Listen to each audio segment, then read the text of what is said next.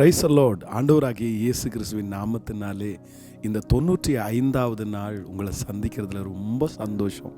ஆண்டவர் உங்களை ரொம்ப அழகாக ஆச்சரியமாக இது வரைக்கும் நடத்தினார். புதிய வருடம் ரொம்ப நல்ல வருஷமாக அமைகிறதற்காக உங்களுக்காக நான் கண்டிப்பாக ஜெபிக்கிறேன்.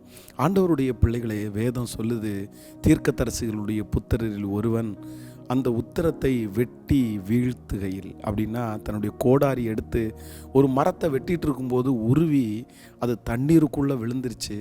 உடனே கத்துறான், ஐயோ ஆண்டவனே, அது இரவலாய் வாங்கினதே அப்படின்னு சொன்ன உடனே எனக்கு ரொம்ப அழகாக அதில் பிடிச்சது ஒன்று என்னென்னா, அந்த தீர்க்கதரிசி அந்த கோடாரியை மிதக்க பண்ணி, நீ கையை நீட்டி எடுத்துக்கோ, நீ கையை நீட்டி எடுத்துக்கோ. அது எப்படின்னாலும் அது ஒரு குழி, அது அந்த குழியினுடைய சென்டரில் தான் விழுந்திருக்கும். அந்த இரும்பை மிதக்க பண்ணும்போது அது ஒருவேளை அந்த குழியினுடைய சென்டரில் மிதந்துருச்சுன்னா எப்படி அவன் கையை நீட்டி எடுத்திருக்க முடியாது. அப்போது ஆண்டவர் நமக்கு இழந்ததை உங்களுக்கு தூரத்தில் இல்லை, கர்த்தர் கிருபையாக வாக்கு கொடுத்தார், பக்கத்தில் தருவார். நீங்கள் நிறைய பேர் கை நீட்டி எடுப்பீங்க. நேற்றையிலிருந்தே இந்த வார்த்தையை ஆண்டவர் பேசிகிட்டே இருக்கிறார். உங்கள் அருகாமையில் வரும். நீங்கள் அழகாக கஷ்டப்படாமல் ரொம்ப வருத்தப்படாமல் கை நீட்டி எடுக்கிற அளவிற்கு அந்த நன்மையை உங்கள் அருகாமையில் பக்கத்தில் ஆண்டவர் கொண்டு வருவார் என்று நான் உங்களை ஆசீர்வதிக்கிறேன். ஆமேன். ஆண்டவருடைய பிள்ளைகளை, இன்றைக்கு மிக முக்கியமான ஒரு ஞானத்திற்காக ஜெபிக்க போகிறோம்.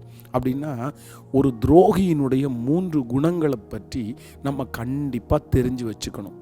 வேதத்தில் ஒரு வசனத்தை வாசிக்கும்போது, லூக்கா எழுதின சுவிசேஷம் 6ஆம் அதிகாரம் 16வது வசனம், யாக்கோபின் சகோதரனாகிய யூதா, துரோகியான யூதாஸ்காரியோத்து என்பவர்களே. ஆண்டவருடைய பிள்ளைகளே, இந்த இடத்துல 12 சீடர்களில் ஒரு மனுஷனை வேதம் துரோகி அப்படின்னு குறிப்பிடுகிறது. அப்போது ரொம்ப நம்ம ஞானமாக இருக்க வேண்டியது என்னென்னா, சில மனிதர்களுடைய துரோகம் நம்முடைய வாழ்க்கையில் பெரிய பிரச்சனையை நம்மளை கொண்டு வந்துடும். ரொம்ப ஜாக்கிரதையாக இருக்கணும். அதான் மகாவீரனாக இருந்த நெப்போலியன் சொல்லும்போது சொல்கிறானாமா, என்னுடைய எதிரியை குறித்து கூட எனக்கு பயம் இல்லை, ஆனால் என்னுடைய நண்பனை குறித்து எனக்கு பயமாக இருக்குது. ஏன் அப்படின்னா, என்னுடைய எதிரிக்கு என்னுடைய பலன் மட்டும்தான் தெரியும், ஆனால் என்னுடைய நண்பன் எனக்கு துரோகியாக மாறிட்டான்னா அவனுக்கு என்னுடைய பலவீனம் தெரிகிறதுனால என்னை சீக்கிரமாக அவன் வீழ்த்திடுவான் அப்படின்னு நான் பயப்படுறேன்னு அவர் சொன்னாராமா. அப்போது ஆண்டவருடைய பிள்ளைகளே, நீங்கள் துரோகிகளை சரியாய் அடையாளம் கண்டுகொள்ளலை, துரோகியினுடைய குணங்கள் உங்களுக்கு சரியாக அடையாளம் கண்டுகொள்ளலைன்னா இந்த துரோகிகளினால் பெரிய விளைவுகள் நமக்கு வரும். இன்றைக்கு வேதத்தில் இந்த துரோகத்தினுடைய உச்சகட்டத்திற்கு போன ஒரு மனுஷன் யார் அப்படின்னா, வேதத்தில் சிம்சோன். இந்த சிம்சோன் துரோகத்தினுடைய உச்சகட்டத்தை பார்த்தான். நம்பிக்கை துரோகம் என்கிறது பெரிய நம்பிக்கை துரோகம் இந்த சிம்சோன் பார்த்தான். அப்போது இந்த சிம்சோன் யாரால் அதை பார்த்தான்னா, தெளிலாள். இந்த தெளிலாளிடத்தில் இருந்த 3 குணத்தை குறித்து உங்களிடத்துல சொல்கிறேன். இப்படிப்பட்டவர்களை விட்டு தயவு செய்து நீங்கள் விலகிடணும். நம்பர் 1, முதலாவது என்ன அப்படின்னா, சிம்சோன் நமக்கெல்லாம் பெரிய பராக்கிரமசாலி. சிம்சோனை நம்ம பார்த்துட்டோம் அப்படின்னு சொன்னால் எல்லாரும் பயப்படுகிற தோற்றம். அப்படின்னா நம்ம அவன் ஒரு ரொம்ப ஹீரோவாக பார்ப்போம், ரொம்ப மேலானவனாக பார்ப்போம். கழுதையினுடைய தாடை எலும்பில் 1000 பேரை கொன்னவனா அந்த சிம்சோன் அப்படின்ற கேரக்டர் நம்ம கண்ணுக்கு முன்னாடி வந்தாலே ரொம்ப பெருசாக பார்ப்போம். ஆனால் இந்த தெளிலாளி எப்படின்னா, அவன் கூடவே இருந்துட்டு அவனை துச்சமாக, அப்படின்னா சிம்சோன் தன்னை குறித்து ரொம்ப ஜீரோவாக உணர்கிற அளவுக்கு அந்த துரோகியான அந்த தெளிலால் கொண்டு விட்டா. கவனிங்க, துரோகத்தினுடைய முதல் காரியம் என்னென்னா, சிலர் நம்ம கூட இருந்துட்டு நம்மளை ரொம்ப மட்டம் தட்டி ரொம்ப குறைச்சி பேசி நம்ம ஒன்றும் இல்லைன்ற அளவுக்கு கொண்டு நிறுத்துவாங்க. நம்மளை ஜீரோன்ற அளவுக்கு கொண்டு விட்டுருவாங்க. அப்படின்னா நம்ம கூடவே இருந்துட்டு, நம்ம கூடவே படிச்சுட்டு, நம்ம கூடவே வேலை பார்த்துட்டு, அவ்வளவு டேலண்ட் அவங்களுக்குள்ளே இருக்கும். அவங்க ஒரு பொதுவாக வாழக்கூடிய எல்லாமே இருக்கும். ஆனால் சிலர் பாருங்கள், கூடயே இருந்துட்டு இது ஒரு மோசமான ஒரு கேரக்டர், நம்ம கூட இருந்துட்டு நம்மளை ரொம்ப சையாக ஃபீல் பண்ண வச்சு, நம்மளை ரொம்ப கேவலமாக ஃபீல் பண்ண வச்சு, நம்ம என்னமோ பிரயோஜனமே இல்லாதவங்கள மாதிரி, அந்த மாதிரி ஆட்களை விட்டுட்டு நீங்கள் நீங்கள் தயவு செய்து வெளியே வாங்க. இது துரோகியாகிய தெளிலாளுடைய குணம்.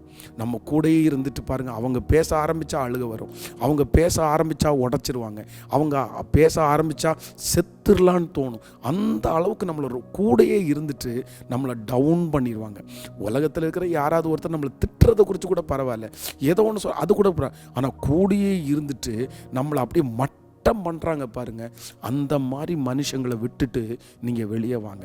நம்பர் 2, ரெண்டாவது, இந்த துரோகிகள் அப்படின்னா இந்த தெளிலாளுடைய ரெண்டாவது குணம்னா, இது இவன் சொல்கிறான், என்னுடைய மகாபலம் எதில் உண்டாயிருக்கு சொல்ல மாட்டியா?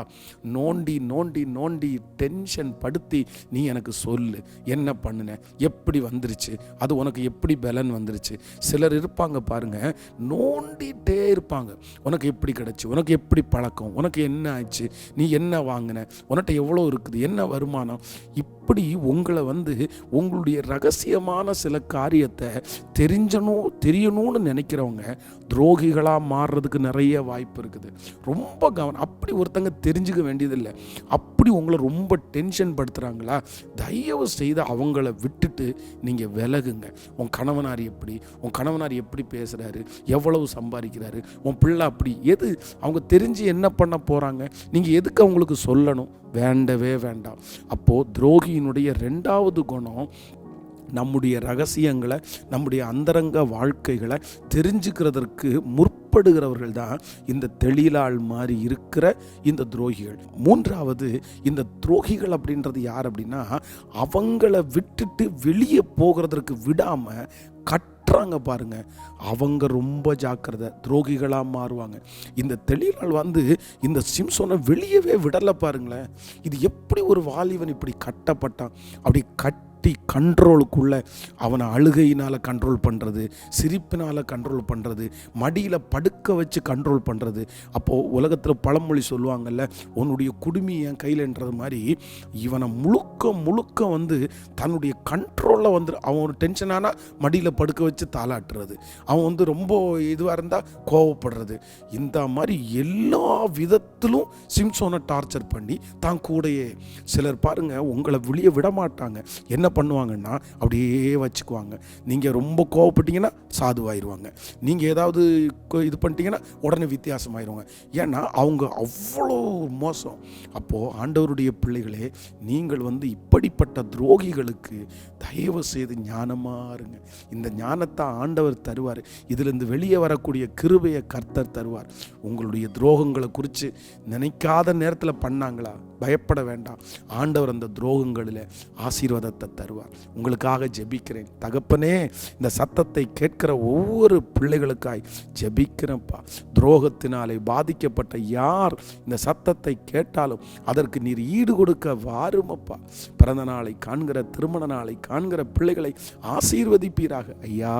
இந்த 100 நாளில் ஜெப குறிப்பை அனுப்பிட்டே இருக்கிறாங்களே ஆண்டவரே, அந்த பிள்ளைகளை கர்த்தர் கண்ணோக்கி பாருங்கப்பா. சாட்சிகளாக மாறட்டும். புதிய வருஷத்துக்குள்ளே கடந்து போகும்போது நன்மையும் கிருபையும் தொடரட்டும். என்ன பிரச்சனையில் இருந்தாலும் எங்கள் பிள்ளைகளுக்கு ஒரு விடுதலையை கொடுங்கப்பா. அப்பா, 23ஆம் தேதி நடக்கிற அந்த ஃபைனல் டேல உங்கள் கிருபை கூட இருக்கட்டும்.